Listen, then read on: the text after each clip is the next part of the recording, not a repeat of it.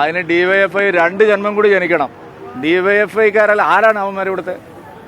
തെരുവിൽ നേരിടാൻ വന്നാൽ ഡിവൈഎഫ്ഐക്കാർ പിന്നെ തിരിഞ്ഞു നോക്കാൻ ആളുണ്ടാവില്ല അവർക്ക്. അതെ, അത്തരം ഭീഷണിയൊന്നും വേണ്ട. ചർച്ച ചെയ്യപ്പെടാത്തൊരു വിഷയമാണ് ഇന്ന് പറഞ്ഞിരിക്കുന്നത്. കേരളത്തിൽ സ്വകാര്യ ആശുപത്രികൾ കഴിഞ്ഞ 5 വർഷത്തിനിടയിൽ വലിയ തോതിൽ കേരളത്തിന് വെളിയിലുള്ള വലിയ സാമ്പത്തിക അധീശ ശക്തികൾ കേരളത്തിൽ വന്ന് സൂപ്പർ സ്പെഷ്യാലിറ്റി ആശുപത്രികൾ വലിയ തോതിൽ പണം മുടക്കിക്കൊണ്ടിരിക്കുകയാണ്. വൻകിട കുത്തകകളാണ് കേരളം മുഴുവൻ, കാസർഗോഡ് മുതൽ തിരുവനന്തപുരം വരെയുള്ള എല്ലാ ജില്ലകളിലും ആയിരക്കണക്കിന് കോടി രൂപ ഈ രംഗത്ത് നിക്ഷേപിച്ചിരിക്കുന്നത്. അതേസമയം സർക്കാർ ആശുപത്രികൾ പൂർണ്ണമായിട്ട് നശിച്ചുകൊണ്ടിരിക്കുകയാണ്. ആവശ്യത്തിന് മരുന്നില്ല, ചികിത്സിക്കാനുള്ള മറ്റ് സൗകര്യങ്ങളില്ല, സർജിക്കൽ എക്യുപ്മെൻറ്റ്സ് ഇല്ല, ഡോക്ടർമാരില്ല, നഴ്സുമാരില്ല, ആരോഗ്യ പ്രവർത്തകരില്ല, യാതൊരു കരുതലുമില്ല. മുഖ്യമന്ത്രിയോ മന്ത്രിമാരോ പോലും ഒരു കാര്യത്തിനും സർക്കാർ ആശുപത്രികളെ സമീപിക്കുന്നില്ല.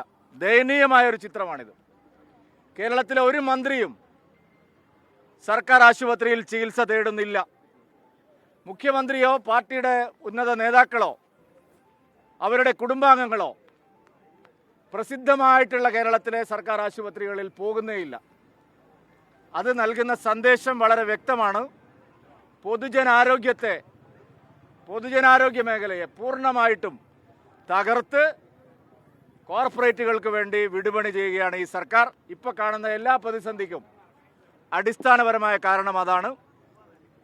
കേന്ദ്ര സർക്കാർ കൊടുക്കുന്ന പണം ശരിയായ രീതിയിൽ ഉപയോഗിക്കാൻ ഈ സർക്കാരിന് കഴിയുന്നില്ല എന്നുള്ളതും ഗൗരവതരമായ വിഷയമാണ്. അതുകൊണ്ട് ഇതൊരു കോട്ടയത്തെ ഒരു സംഭവത്തിൻ്റെ അടിസ്ഥാനത്തിൽ മാത്രമല്ല, പൊതുജനാരോഗ്യ മേഖലയിലെ സമ്പൂർണ്ണമായ തകർച്ചയ്ക്കെതിരാണ് BJPയുടെ ഈ സമരം. ഈ സർക്കാർ പറയുന്നത് UDFും BJPയും ഈ സ്വകാര്യ ലോബിക്ക് വേണ്ടിയാണ് ഈ സമരം നടത്തുന്നതെന്നാണ്, അവരെ സഹായിക്കുന്നതിന് വേണ്ടി. അല്ല, അങ്ങനെയല്ല.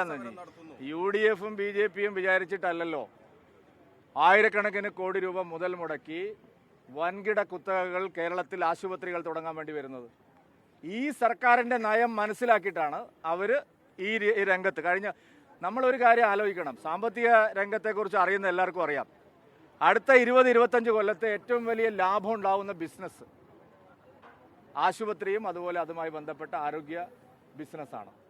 അവിടെയാണ് വൻകിട കുത്തകകൾ കേരളത്തിൽ കൈവച്ചിരിക്കുന്നത്. മറ്റൊരു സംസ്ഥാനത്തും കാണാത്ത ഒരു പ്രതിഭാസമാണ്. മറ്റ് സംസ്ഥാനങ്ങളിലെ ആശുപത്രികളല്ലേ ഇങ്ങോട്ട് വരുന്നത്, അപ്പോൾ അവിടെയും ഇത്തരം സംവിധാനം അല്ല. അവരിങ്ങോട്ട് വരുന്നതിനെ ആരും എതിർക്കുന്നില്ല. പക്ഷേ അവർ മാത്രമാണ് ഇപ്പോൾ പ്രവർത്തിക്കുന്നത്. സർക്കാർ ആശുപത്രികൾ പ്രവർത്തിക്കുന്നേ ഇല്ല. അതാണ് പ്രശ്നം. ഞാൻ ചോദിക്കട്ടെ, സർക്കാർ ആശുപത്രികളെ സംരക്ഷിക്കാൻ, ഇപ്പോൾ ഉദാഹരണത്തിന് പൊതുവിദ്യാഭ്യാസം സംരക്ഷിക്കാൻ നമ്മളെ രക്ഷിതാക്കളും നാട്ടുകാർ രാഷ്ട്രീയ പാർട്ടികൾ എന്താ ചെയ്തത്? എല്ലാവരും ചേർന്ന് നമ്മളെ കുട്ടികളെ സർക്കാർ സ്കൂളുകളിൽ അയക്കാൻ ശ്രമിച്ചു. അതിൻ്റെ ഗുണമുണ്ടായി. പക്ഷേ സർക്കാർ ആശുപത്രിയിൽ ഒരു മന്ത്രി പോകുന്നുണ്ടോ? കേരളത്തിൽ ഏതെങ്കിലും ഒരു സർക്കാർ ആശുപത്രിയിൽ മുഖ്യമന്ത്രി പോയിട്ടുണ്ടോ? ഏതെങ്കിലും ഒരു മന്ത്രി പോയിട്ടുണ്ടോ? അപ്പോൾ അതിനർത്ഥം എന്താണ്? നൽകുന്ന സന്ദേശം എന്താണ്? വളരെ വ്യക്തമാണ്. അതിന് ഡിവൈഎഫ്ഐ 2 ജന്മം കൂടി ജനിക്കണം. ഡിവൈഎഫ്ഐക്കാരല്ല, ആരാണ് അവന്മാർ ഇവിടുത്തെ? തെരുവിൽ നേരിടാൻ വന്നാൽ ഡിവൈഎഫ്ഐക്കാർ പിന്നെ തിരിഞ്ഞു നോക്കാൻ ആളുണ്ടാവില്ല അവർക്ക്. അതെ, അത്തരം ഭീഷണിയൊന്നും വേണ്ട. ഇതിൽ പറയുന്നത് ഈ ആരോഗ്യ മേഖലയുടെ സംരക്ഷണമോ അതിന്റെ നല്ല രീതിയിലുള്ള പോക്കോ അല്ല, വീണ ജോർജിനെ ടാർഗറ്റ് ചെയ്തിട്ടാണ് ഈ സമരങ്ങളൊക്കെ നടക്കുന്നത് എന്നൊരു വാദം വീണ എന്ന് പറയുമ്പോഴേക്ക് CPM-മാർക്ക് ഭ്രാന്തളകുകയാണ്.